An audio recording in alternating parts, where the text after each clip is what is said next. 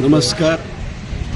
मी प्रथम स्वतःहून मतदान केलेलं आहे आणि संपूर्ण मतदाराला या निमित्तानं आव्हान करतोय की लवकरात लवकर आपण घराच्या बाहेर पडून या राष्ट्रीय कामामध्ये आपल्याला जो हक्क दिलेला आहे मतदानाचा, तो मतदानाचा हक्क बजावून आपल्या पुढील कामास सुरुवात करावी. आणि म्हणून सर्वांनाच आवाहन करतो की आपण सर्वांनी मतदान करावे. काय वाटतं? मला असं वाटतं की नागरिकाला लोकसभा मतदारसंघाचा लोकसभा सदस्य हा उपरा स्थानिक सर्वच उपरी आहेत तसे, परंतु स्थानिक नागरिकाला ह्या सर्व गोष्टी कळत असतात.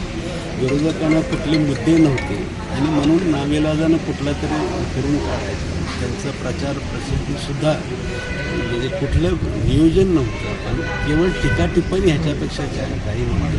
उलट आम्ही एक विकसित भारत 2045 भारत कसा असावा याच्यावर ते आम्ही प्रचार केलेला आहे.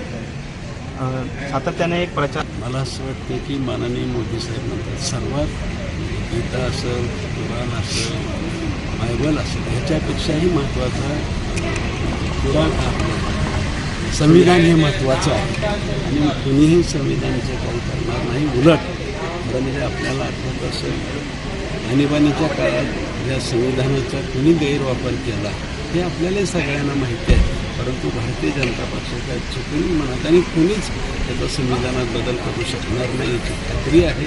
आणि केवळ अपप्रचार करून सामान्य नागरिकांची मनं विचलित करणं हे विरोधी पक्षाचं सध्याचं धोरण दिसतं. थँक्यू.